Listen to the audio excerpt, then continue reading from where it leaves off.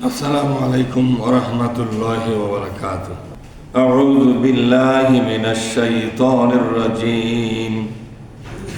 بسم الله الرحمن الرحيم. اتبع ما أوحي إليك من ربك لا إله إلا هو وأعرض عن المشركين.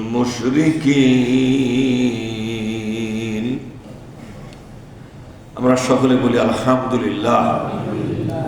সালাত এবং সালাম বিশ্ব নবীর প্রতি সাল্লাল্লাহু আলাইহি ওয়াসাল্লাম।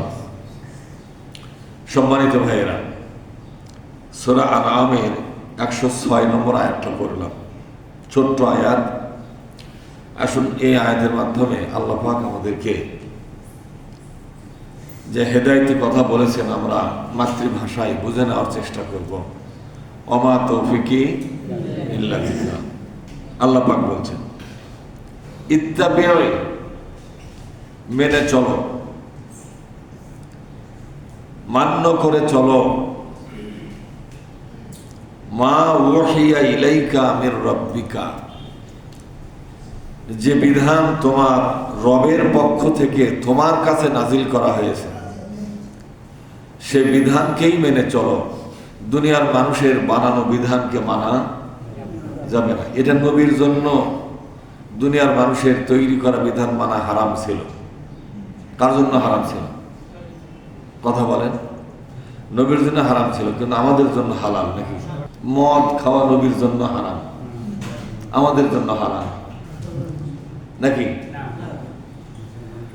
আল্লাহ পাক এখানে হারাম করে দিলেন, হে নবী, আমার কাছ থেকে যে বিধান আমি পাঠালাম তোমার কাছে, এই বিধানগুলোই মেনে চলবে।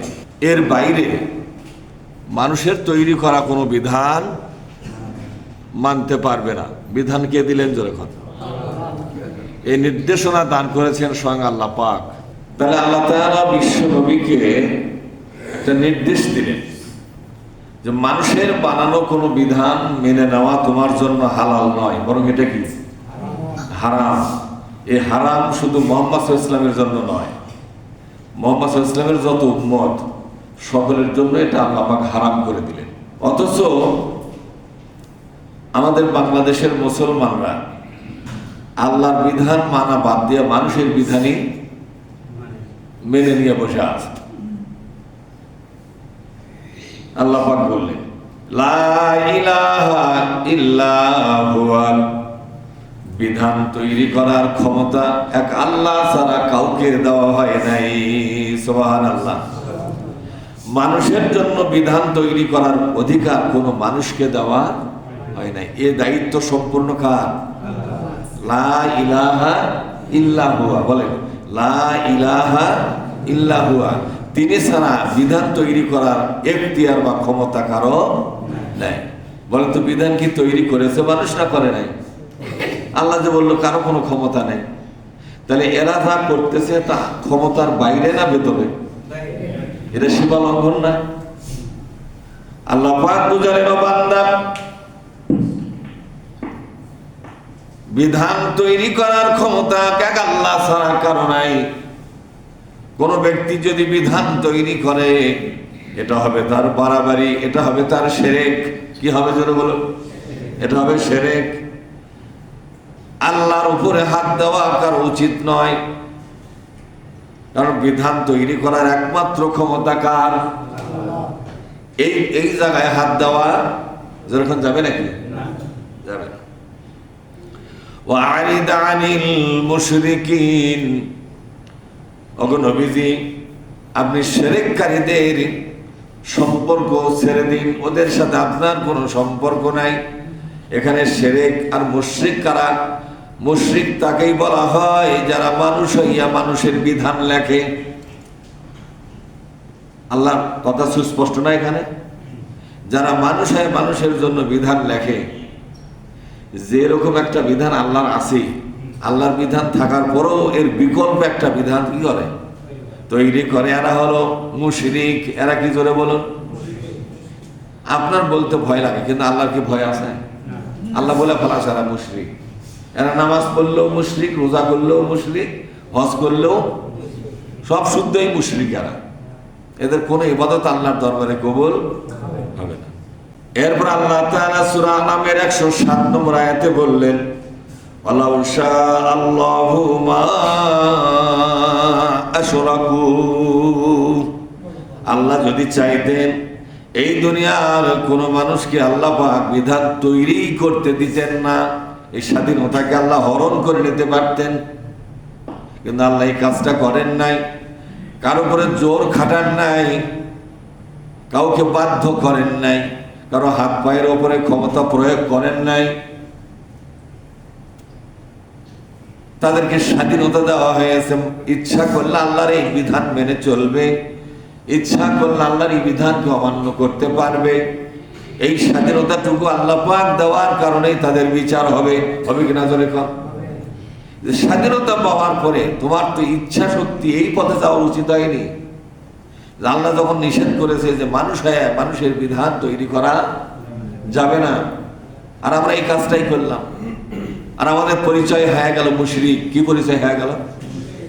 তাহলে বাংলাদেশের যত নেতা মানুষের জন্য আইন তৈরি করে সবগুলো নেতা কি? মনে করেন তার নাম হচ্ছে জনাব মোহাম্মদ আকরাম হোসাইন, এরকম নাম হয় না? তো এই নামটা যদিও সুন্দর, কিন্তু এই যদি মানুষের নামে বিধান তৈরি করে, অথচ মানুষের জন্য বিধান তৈরি করা আছে না, ভবিষ্যতে হবে। আছে, কোথায় আছে? কোরআনে আছে। তারপর তুমি কি জানি বানালে, বেশি মাতব্বর হস। এই আকরাম হোসাইন সকলের চোখে কি মুসলমান না? কথা কয় না, মুসলমান না। হজও করেছে, নামাজও পড়ে, তাও সামনের কাতারে, দাড়িও আছে, টুপিও আছে, জুব্বাও গায়ে দেয়, পাঞ্জাবও গায়ে দেয়, দেখা সাক্ষাতে সালাম কালাম সব ঠিক আছে, কিন্তু বিধান তৈরি করার কারণে, আইন ও বিধান তৈরি করার কারণে আকরাম হোসেন কি মুসলিম আছে না গেছে? যেরকম মুসলিম আছে না গেছে? এ তো মুসলিম আর নাই, এই মুসলমানের তো শেষ হয়ে গেছে। আল্লাহ পাক বলছেন এই লোকটার নাম আমি আল্লাহর কাছে মুশরিক হিসাবে গণ্য হয়ে গেল। আর এরকম নেতার পেছনে থাকা যাবে না, এই নেতাদেরকে চিরকালের জন্য বর্জন করো। ওয়ারিদ আনিল, বলেন ওয়ারিদ আনিল মুশরিকিন। আল্লাহ পাক বলছেন এরকম মুশরিকদের সাথে তোমার কোনো সম্পর্ক রাখা যাবে না, এদেরকে নেতা বলে মানা যাবে না, এদের পেছনে থাকা যাবে না, ওখান থেকে সরে আসো। কিন্তু আল্লাহ তাদের অধিকারকে স্বাধীনতার উপরে ছেড়ে দিয়েছেন। লাও, ইচ্ছা করলে আল্লাহর এই কথা মানো, ইচ্ছা না করলে না মানো, এটা তোমার বিষয়,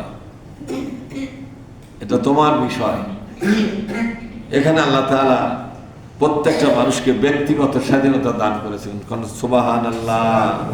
ওয়ামা জাআলনাকা আলাইহিম হাফিযা। কারণ আল্লাহু আকবার। আল্লাহ পাক বলছেন নবীজি মানুষের জন্য আপনাকে পাহারাদার বানানো হয় নাই। পাহারাদার মানে হলো আপনি প্রত্যেকটা মানুষকে ধরে বাগড়ে ধরে রাখবেন, কাউকে কোনো শিরক করতে দিবেন না, হাত পা বেঁধে ফেলবেন, এরকম কোনো ওসিগিরি করার জন্য, দারোগাগিরি করার জন্য আপনাকে দায়িত্ব দেওয়া হয় নাই। ওমা আনতা আলাইহিম বিওয়াকিল। আর আপনাকে কোনো মানুষের গার্জিয়ানও বানানো হয় নাই, ওকালতি করা লাগবে না আপনাকে। কে কিভাবে চলে তার স্বাধীনভাবে চলবে, আপনার দায়িত্ব হলো তাদেরকে সতর্ক করে দেওয়া। কি করে দেওয়া? যে তোমরা যদি এই অন্যায়টা করো তোমাদের সামনে সর্বনাশ হয়ে যাবে। শিরকের ব্যাপারে সতর্ক করে দেন, সাবধান করে দেন, জাহান্নামে যাওয়ার অপরাধগুলো ছেড়ে দেওয়ার কথা বুঝাইয়া দেন। যদি মানে ভালো, না মানে ওদের জন্য আপনার কিছুই করার নাই।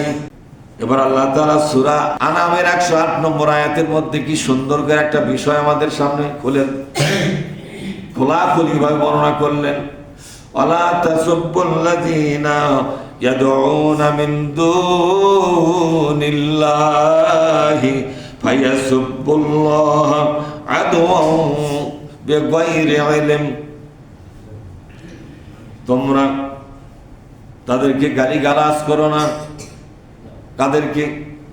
এই দুনিয়ার সমস্ত কাফের বেঈমানেরা যাদেরকে নেতা বলে মানে, যাদেরকে প্রভু বলে মানে, ইলাহা বলে মানে, যাদের পূজা অর্চনা করে তাদেরকে তোমরা গালিগালাজ করো না।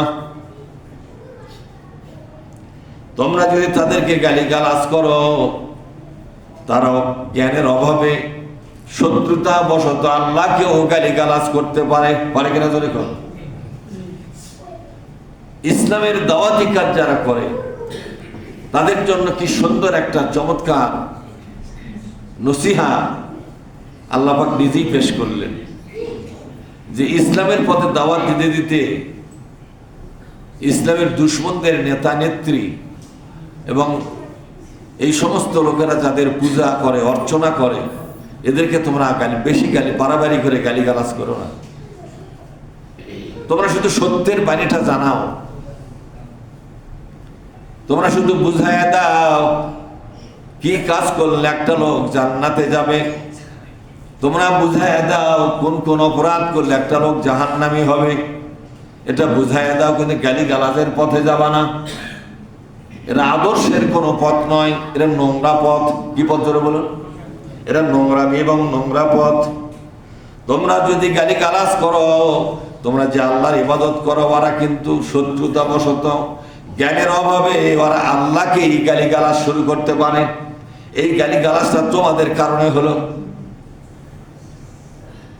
আমাদের মধ্যে অনেক লোক আছে ঈশ্বর নিয়ে, গড নিয়ে, ভগবান নিয়ে হাজার হাজার উল্টাপাল্টা কথা, এলোমেলো কথা। এখানে আল্লাহ তাআলা নিষেধ করে দিয়েছেন যে না, প্রয়োজন নাই। সবাইকে তুচ্ছ এবং তাচ্ছিল্য করা যাবে না। এর উন্নত ভদ্রতার কোনো পথ নয়। উন্নত ভদ্রতার পথ হলো বাশীরা ওয়া নাযীরা। বলেন বাশীরা ওয়া নাযীরা, শুভ সংবাদ দাও এবং সতর্ক করো জাহান্নাম থেকে। বেহেশত যাওয়ার শুভ সংবাদ দাও আর জাহান্নাম থেকে বাঁচার জন্য তাদেরকে সতর্ক করে দাও। এটাই হলো উন্নত পন্থা ইসলামকে মানুষের সামনে উপস্থাপন করার জন্য।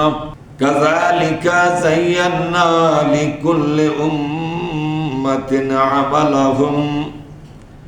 এইভাবে করে প্রত্যেকটা জাতির কাছে তাদের কর্মকাণ্ডগুলোকে আমি সুশোভিত করে দিয়েছি। যায়্যানা, আমি সুশোভিত করে দিয়েছি। যেমন ধরুন, যারা মূর্তি পূজা করে তারা মূর্তি পূজা করাই মজা লাগে কিনা জোরে কর। যারা গাছ পূজা, বাঁশ পূজা করে ওই কাজগুলোই তাদের কাছে মজা লাগবে।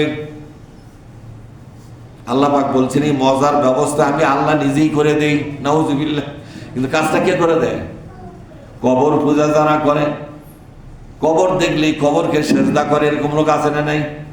আমি একবার ইনায়েতপুর গেছিলাম, ইনায়েতপুর সফরে। প্রোগ্রাম শেষ করে আসার পথে মনে করলাম যে ওখানে একটা বড় মাজার আছে, কিন্তু ওই ইনায়েতপুরে যে হাসপাতাল আছে না, ওই হাসপাতালের পাশেই সে মাজারে যায় দেখি আমাকে গেটতে জুতো খোলালো আগে। বলছে আপনি জুতো খুলে রেখা যান। আমি বললাম যে জুতো খুলবো কি জন্য? আমি তো জুমার ঢুকবো না, গোরস্থানে যাও, ওনাকে সালাম কালাম করে দেখে আসবো। জিয়ারত মানে দেখা, দেখে আসি। ওই জুতো খোলেন, জুতা নিয়ে ঝুপড়ি দিল না, আটকে ফেলে দিচ্ছে আমার। আমি বললাম জুতো যদি হারায় কে ফোন করে দিবে?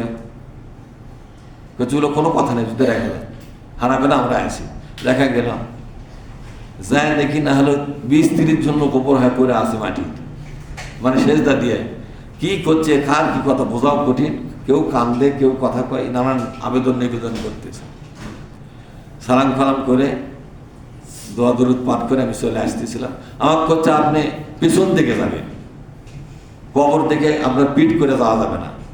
তো পিছন দিকে আমি যাওয়া পারি না, কেমন করে যাবো? বলছে না, সেভাবেই যেতে হবে। আপনি যদি কবরের দিকে পিঠ করেন তাহলে কবরকে পিঠ দেখানো হলো, দেখানো যাবে না। আশ্চর্য না নিয়মগুলো? তার মানে হলো যারা যেটা ধরে ফেলেছে তাদের কাছে সেটাই আকর্ষণীয় মনে হচ্ছে, ঠিক না? ওর মধ্যেই তারা মজা পায়, আনন্দ পায়, সুখ শান্তি পায়। আল্লাহ পাক বলছেন ভুল পথে চলবে যারা, আমি তাদের ভুল পথটাকে তাদের কাছে মজাদার করে তাদের সামনে রেখে দেব, আনন্দদায়ক করে রেখে দেব, সুশোভিত করে রেখে দেব, যাতে করে এই মজার মধ্যেই তারা ডুবে যায়। কারণ তাদেরকে মহাসত্যের দিকে বারবার দাওয়াত দেওয়ার পরেও মহাসত্যের দাওয়াত তাদের ভালো লাগে না। এই জন্য ভুল পথটাকেই তাদের কাছে বেশি আকর্ষণীয় করে আল্লাহ পাক উপহার দিয়েছেন, যাতে করে মরা পর্যন্ত এই ভুল পথে থেকেই মরে। একে জাহান্নামে দেওয়াটা সহজ হয়। কোথায় দেওয়া? জাহান্নামে দেওয়াটা সহজ হয়। আল্লাহ পাক বলছেন, ও বান্দা, কাযালিকা যায়্যানা লিকুল্লি উম্মাতিন আমালাহুম, প্রত্যেকটা উম্মত ভুল পথে চলা মানুষগুলোর সামনে ভুল পথের সকল কাজকর্মগুলোকে সুশোভিত করে দেওয়া হয়েছে, আকর্ষণীয় করে দেওয়া হয়েছে। আজকে দেখেন যারা কুষ্টিয়া লালন শাহের মাজারে যায়, সেখানে লালনের কত গান আছে না নাই? জোরে এখন এই গানগুলো গায়, গাঁজা খায়, নানান কিছু করে। এগুলোর মধ্যে তারা বেশি মজা পায়। মহাস্থানের শেষ বৈশাখের শেষ বৃহস্পতিবার আছে না, হয় না? সে বলে কত মন গাঁজা বিক্রির রেকর্ড হয়। হায় হায়, কি মুসলমানের দেশ! পিসাব যদি খালি উঠপার পাইলো হরি কব্বর থেকে, এগুলা মনে হয় যে ওই যে পরশুরামের সাথে যে যুদ্ধটা লাগছিল তার যা ভয়াবহ যুদ্ধ হলো। কথা বলেন না, ঠিক না? পিসাব উঠেই বললো হনি, পরশুরাম তোর কাছে অল্প খারাপ আছে, তোর তো বেশি খারাপ। এইগুলা খুব ভালো লাগবে। এগুলো কি রে, মাঝের চতুর্দিকে গাজার আসো, আশ্চর্য! সেখানে পর্দার বালাই নাই, গাঁজা খাওয়া, মদ খাওয়া, নানা ধরনের ইসলাম বিরোধী কর্মকাণ্ডের সাথে জড়িত। ওদেরকে নিষেধ করলে নিষেধ মানে না, বরং ইসলামের এই আল্লাহর কোরআন মাফিক, রসুলের হাদিস মাফিক আমলগুলোর কথা বললে এই আমলগুলোর মধ্যে তারা কোনো মজাই খুঁজে পায় না। এরকম আছে না নাই? এখন ওরা যত মজা খুঁজে পায় ওদের ওই ভুল কাজের ভিতরে। কাজটা ভুল, কাজটা জাহান্নামের জন্য, কিন্তু ওই জাহান্নামে যাওয়ার কাজটাকেই তাদের কাছে বেশি মজা লাগে। এই মজার ব্যবস্থা করেছেন কে? জোরে বলুন, কে করেছেন?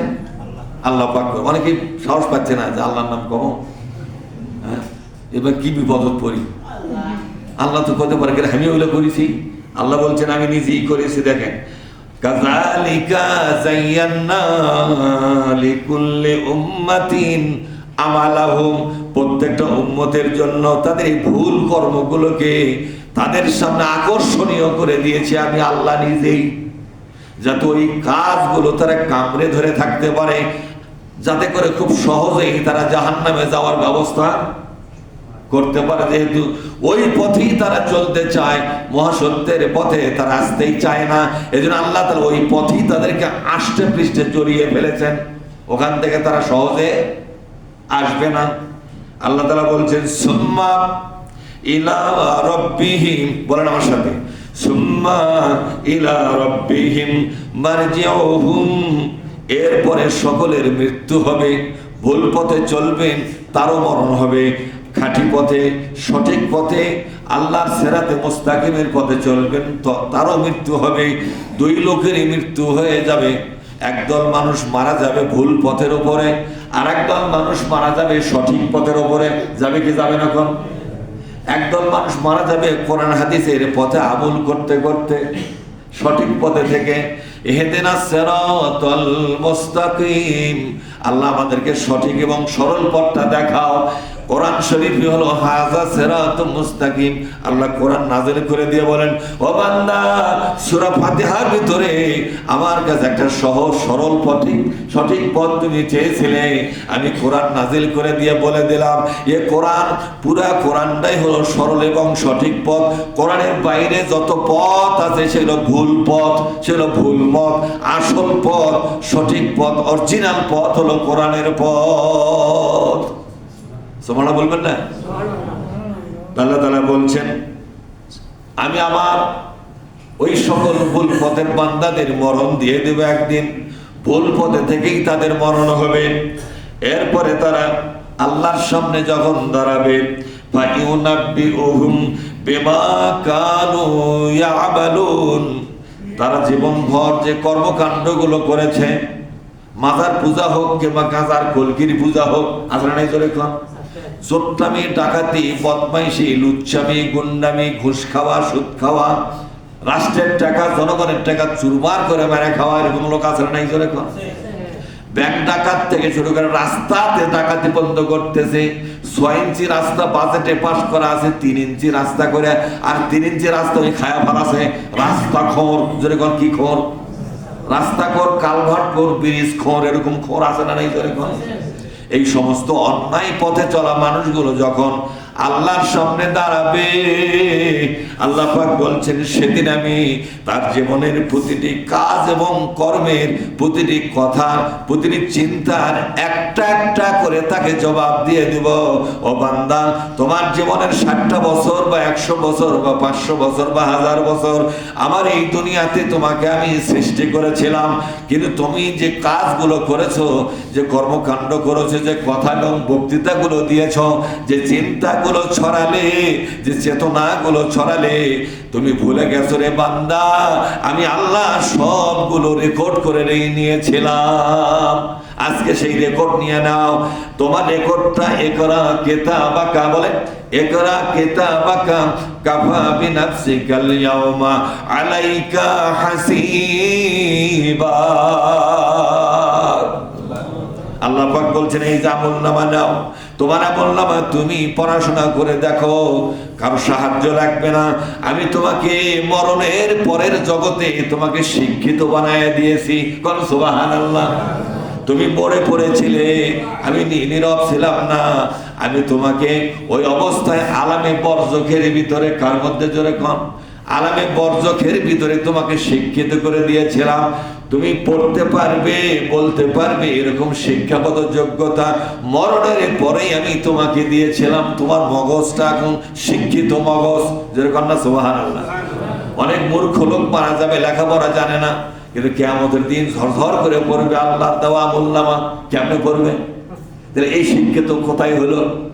সে জীবনে ক খ পড়ে নাই, সরসরাইয়া এবিসিডি বন আলিফ বা তা কিছুই পড়ে নাই।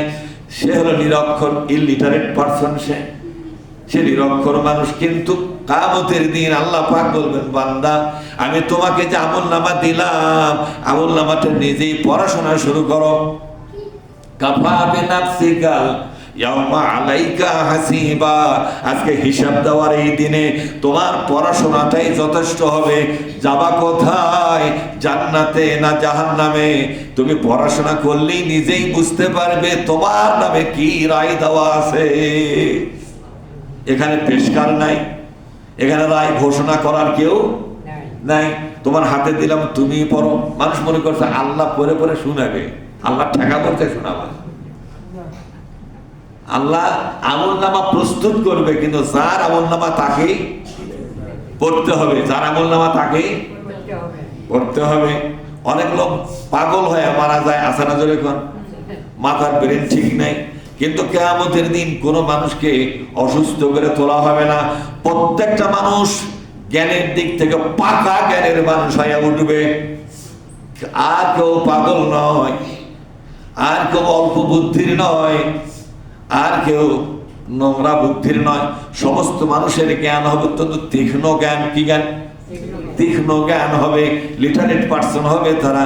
তারা তাদের আমলনামাটা পড়বে, পড়ে পড়ে দেখবে, আহারে, সে আফসোস করে বলবে, ইয়া ওয়াইলানা, আজ আমার পোড়া কপাল, লা ইউগাদিরু সগীরাতাও ওয়ালা কাবীরাতান ইল্লা আহসাহা। কি আমলনামা পেলাম! এই আমলনামার ভিতরে আমার জীবনে ছোট্ট একটা কথা বলেছি, আমি এক শব্দ একটা কথা বলেছি, সেটাও লিখে রেখেছে এখানে। একটা অশ্লীল কথা একদিন মজা করে বলেছিলাম, সেটাও লেখা হয়ে গেছে এখানে। আমার তো আর বাঁচার কোনো পথ। কোথায় কার মুলা চুরি করে খাসি, মুরগি চুরি করে খাসি, কার মাছ চুরি করে খাসি, কার টাপ চুরি করে খাসি, এরকম খাওয়া ফাটি আছে না নাই? ছোটবেলা দিলে খুব করছে ছায়াপাড়া, যায়া পুকুরের মধ্যে বসে ফেলে না, জাল দিয়ে মাছ তুলে নিয়ে আসে, হাঁসের ঘরের থেকে হাত চুরি করে নিয়ে যায়, মুরগি, মানে এগুলা পিকনিক খাওয়াতে মেলা অকাম করে কিনা চলে। কিয়ামতের ময়দানে আমলনামা যখন পাবে দেখবো, রে বাবারে, ছোটবেলা থেকে মরার 1 সেকেন্ড আগ পর্যন্ত আমার জবানে উচ্চারণ প্রত্যেকটি কথা রেকর্ড করা আছে। এটা কি আশ্চর্য আমলনামা! মালি হাযাল কিতাব, বলে মালি হাযাল কিতাব, এই কি সর্বনাশের আমলনামা আমাকে দিল। লা ইউগাদিরু সগীরাতান ওয়ালা কাবীরাতান, ছোট এবং বড় কোনটাই, ইল্লা আহসাহা, সব পুঙ্খানুপুঙ্খ ভাবে লেখা হয়ে গেছে। ওই যে আমি ফুটবল খেলার 10 টাকা চান্দা দিয়েছিলাম, সেটাও লেখা থাকছে। কাম তো সারি চাইবা, ঠিক না? একজনকে স্পিড খাওয়ার জন্য 20 টাকা দিলাম, সেটাও লেখা থাকছে। একজনকে একটা সিগারেট খাওয়াছিলাম একদিন, সেটা আমার নামে লেখছে, তুই মানুষ সিগারেট কিলেছু 10 টাকা। এইভাবে ছোট বড় ক্ষুদ্র এবং বৃহৎ সব কথা লেখা আছে। আজ তো আমার বাঁচার কোনো পথ নাই।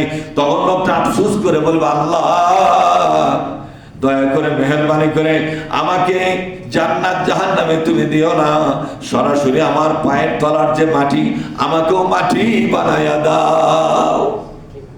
আর আমি থাকতে চাই না, আমি নিঃশেষ হয়ে যেতে চাই। আল্লাহ পাক বলবেন, না রে বান্দা না, আজকে বিনিময় দেওয়ার দিন, আজকে মজা নেওয়ার দিন। জাহান্নামের আমল করেছো, মাটি মাটি হও লাগবে না, আমি মাটি করব না। আমি তোমার জীবনের সকল অপরাধের আজকে পুঙ্খানুপুঙ্খ বিচার করে করে তোমাকে শাস্তির মধ্যে নেব। একটা অপরাধের বিচার শেষ হলে, শাস্তি শেষ হলে, আর একটা অপরাধের শাস্তি শুরু হবে। যেমন ধরেন, হিটলার 40 লোক মারছে, হিটলার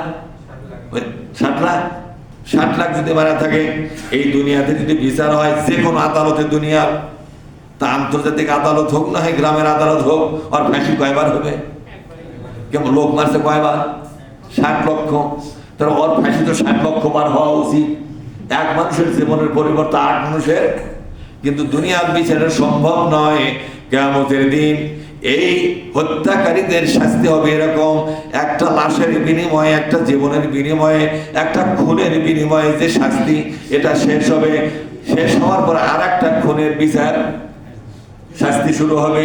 ওই খুনের বিচার এবং শাস্তি শেষ হওয়ার পর আর একটা খুনের শাস্তি শুরু হবে। লোকটা অবাক হয়ে যাবে, কি আদালত রে বাবা! দুনিয়াতে 20টা 30টা খুন করলে একবার ফাঁসি হলেই শেষ, আর কোনো শাস্তি নাই। কিন্তু আখিরাতের জীবন দেখা যাচ্ছে, যতগুলাই মানুষ আমার দ্বারা হত্যা হয়ে গেছে, আমার হাতে অথবা আমার ইশারায় অথবা আমার হুকুমে, কথা ঠিক না? আমার ষড়যন্ত্রে যত লোক মারা গেছে, সবগুলো লোকের একটার পর একটা আমার উপর ফাঁসি এবং শাস্তি কার্যকর হচ্ছে। আর তো বাঁচা যায় না। লোকটা তখন বলবো, আল্লাহ আর তো পারি না, আমাকে মাটি করে দাও, আমি মাটি হয়ে নিঃশেষ হয়ে যেতে চাই। আল্লাহ পাক বলবেন, না রে বান্দা, মাটি তোমাকে করব না, তুমি মাটি হবে না, মাটি আমিও করব না, তোমাকে শাস্তি পেতেই হবে। এটাই হলো আমার আদালতের চূড়ান্ত ফায়সালা। আমার কথা বুঝতে পারছে? কোন অপরাধ কিন্তু মার যাবে না, আপনি যতই অপরাধ করেন। আমি সেদিন এক লোক করছে যে, কিছু লোক আমাকে এত ঠকায়। আমি বলি, কি হয়েছে তোমার? করছে, আমার জিনিস লাগলে তার দাম দিবে, দেয় না, খালি আমার ঠকাই খালি মানছে। তাই বললাম, যারা ঠকায় তারাই তো বোকা।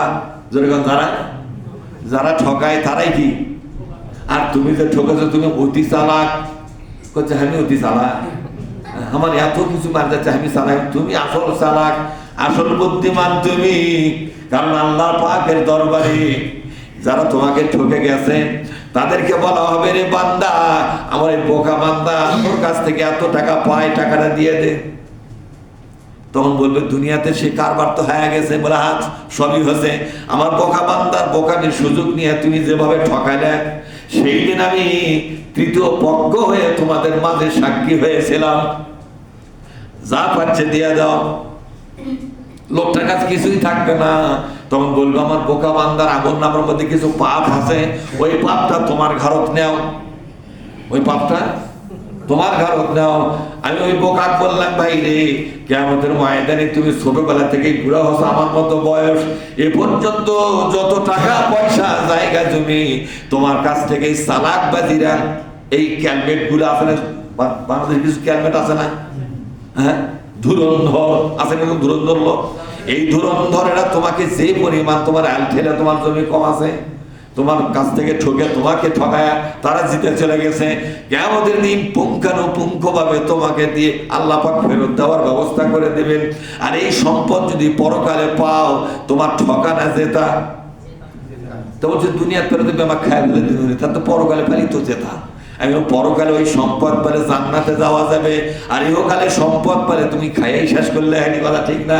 ওই চালাক লোকেরা তোমাকে জেতাবার জন্য তারা ধুরন্ধরগিরি করে করে নিজেরাই জাহান্নামের পথের যাত্রী হয়ে গেল, আর তোমাকে কৌশল করে জান্নাতের পথের যাত্রী বানায়া দিলে। ঠিক না বলে এখন এই জন্য চালাকরাই হবে বোকা পরকালে, আর বোকাগুলোই পরকালে বিজয়ের হাসি হাসবে। সম্মানিত ভাইয়েরা, এই জন্য সব সময় চিন্তা করবেন, আমি কাউকে ঠকাবো না। আজকে ঠকাবে দুনিয়ায়, পরকালে আল্লাহর বিচারে আপনি এই ঠকার মূল্য পরিশোধ করা লাগবে। কি করা লাগবে বলুন? মূল্য পরিশোধ করা লাগবে। সেদিন আপনি কোথায় পাবেন? ভাই হয় ভাইকে ঠকান, ভাই হয় বোনকে ঠকান, ভাই হয় বাপ মাকে ঠকান, ভাই হয় আর গ্রামের লোক হয় আর একটা মানুষের ইজ্জত নষ্ট করেন। এগুলো কি মানুষের ক্ষতি করতেছেন না? আপনি বলেন। অনেক লোক বাড়ি বানাবার সময় এমন ভাবে বাড়ি বানাবে, লাঠির জোর বেশি, মানে ওর সীমানা ধার দিয়ে ওই করতেছে ভিত, তার সাইজটা কার জায়গা যাবে, কথা খায় না। এখন বিল্ডিং ভেঙে আর কেউ রিয়া ফেলবে, এই জানে যে আমার অন্তত 1.5 হাত জায়গা সীমানার থেকে বাদ দিয়েছে, তারপরে কি করা লাগবে? ভিত দেওয়া লাগবে। ওই ভিত দিতে দিতে তল দিয়ে ঘুরে এমন কাম করেছে যে একেবারে সীমানার শিকড়ের উপর দিয়ে ইট লাগাছে, ওই কিন্তু দেওয়া উঠে গেছে। এখন তার ব্যাপার যা করছে, গেলে আস্থা থুবু না, মানে ওই বোকা বকটা পরে বাড়ি করতে আস্থা থেকে বাড়ি কর, তা আস্থা ইট হয়েছিল, কথা কন না, এই কি রাস্তা রাখছে না? এরকম সমস্যা এলাকাতে আছে না নাই? এই লোকগুলো আল্লাহ রাসূল বলছে, যারা এই চালাকি করে 1 বিঘত, মাত্র কয় বিঘত? 1 বিঘত জায়গাও যদি কৌশলে চালাকি করে ক্ষমতা দিয়ে এরা যদি তার নিজের মধ্যে নেয়, কিয়ামতের ময়দানে 7 তবক জমিনের যে ওজন, 7 তবক, এই যে জমিনটা কয় তবক? এটা পুরা এই পৃথিবী নামক গ্রহটা, এটাকে 7 তবক বলা। সাবা, আল্লাহ নিজেই বলছেন 7টা স্তর আছে। এই পৃথিবীর কয়টা স্তর? 7টা স্তর একসাথে লাগানো। একটা স্তরের মাঝখানে কিছু একটা ম্যানেজমেন্ট আছে, তারপর আমার একটা স্তর শুরু হয়েছে, তারপর আরেকটা ম্যানেজমেন্ট আছে। কথা বুঝতে পারছেন? এটা 7টা ভাগে ভাগ করছে, প্রত্যেকটা ভাগের মাঝখানে একটা ম্যানেজমেন্ট আছে। নো ম্যানেজমেন্ট যাকে বলা, একটা ম্যানেজমেন্ট, ফাঁকা একটা জায়গা আছে, ফাঁকা নাই, অন্য কিছু পদার্থ দিয়ে 2 অংশকে আলাদা করেছেন। এইভাবে 7টা অংশ দিয়ে পৃথিবী সাজানো আছে। আমরা যেটার উপরে আছে উপরি অংশ। কোন অংশ? কিন্তু এই উপর অংশের নিচে কি আছে আমরা জানি? উপর অংশ যে কয় ফুট না কয় গজ পর্যন্ত নিচে হবে তাও তো জানি না। এটা যারা বিজ্ঞানী, মাটি বিজ্ঞানী, সয়েল সায়েন্টিস্ট, যারা সয়েল সায়েন্টিস্ট, এরা বলতে পারবে, কিছুটা হালকা পাতলা বলতে পারবে। এই জন্য আল্লাহ নবী বলছেন 1 বিঘত পরিমাণ জায়গা। কয় বিঘত? 1 বিঘত মানে যে 1 টাকা, একে বলে 1 বিঘত। 1 বিঘত পরিমাণ জায়গা কোন চালাক চতুর মানুষ, কোন শক্তিমান মানুষ তার শক্তি দিয়া, ক্ষমতা দিয়া, তার ধুরন্ধরগিরি দিয়া, তার অনৈতিক লিপ্সা, অনৈতিক আকাঙ্ক্ষা দিয়া কারো 1 বিঘত জায়গা যদি নিজের মধ্যে নিয়ে নেয়, কিয়ামতের দিন আল্লাহ রব্বুল আলামিন এই 7 তবক জমিনটাকে পাথর বানায়া, কি বানায়া ধরে কোন একটা পাথর, যার ওজন হবে 7 তবক জমিনের সমান, এই পাথরটা তার গলার সঙ্গে ঝুলাইয়া দিবে। লোকটা নড়তে পারবে না, পাথরের সাথে আটকে যাবে। ফেরেশতারা ওই পাথর সহকারে লোকটাকে জাহান্নামে বলবে, ও জমি ঠেলা বানর, তোমার কোন নামাজ আল্লাহর দরবারে কবুল হয় নাই, কোন রোজা কবুল হয় নাই, কোন হজ কবুল হয় নাই, তোমার জিকির আজকার কবুল হয় নাই, তোমার তাহাজ্জুদের নামাজ কবুল হয় নাই, যত ইবাদত করেছো রে আল্লাহর বান্দা, সবগুলো ইবাদত আল্লাহ পাক আমলনামা থেকে বাতিল করে দিয়েছে। কি করে দিয়েছে? ওগুলো সব শেষ। দাড়ি টুপি জুব্বা সালাম কালাম আতর গোলাপ জর্দা যা কিছু আপনি করেছেন সব কি? অপরাধটা কোনটা? অপরাধটা জমি ঠেলা। অপরাধটা কি? জমি ঠেলা। তাহলে বেশি চালাক লোক ঠকলো না জিতলো? আর যার যার মার গেছে তাই কি হলো? তাই কিন্তু জিতলো। সেই জন্য যদি মুসলমানিত্ব হিসাবে, ইমানদার হিসাবে নিজেকে রক্ষা করতে চান, আল্লাহর কোরআনের এই হেদায়েতি বিধানগুলো মেনে নিন। মানতে রাজি আছেন তো নাকি? হাত তোলা লাগবে না। মানতে রাজি আছেন তো নাকি? এই মানলে কি আপনাদের লাভ হবে না লস হবে? লাভ হবে। পরকালে এটা মানলে জান্নাত পাওয়ার আশা করা যায় কিনা জোরে কর। আর যদি না মানেন তাহলে জাহান্নামে যাওয়ার সম্ভাবনা কম না বেশি? আল্লাহ তাআলা আমাদের এই কথাগুলো বুঝবার তৌফিক দিন। আমিন। আসসালামু আলাইকুম ওয়া রাহমাতুল্লাহি ওয়া বারাকাতুহু।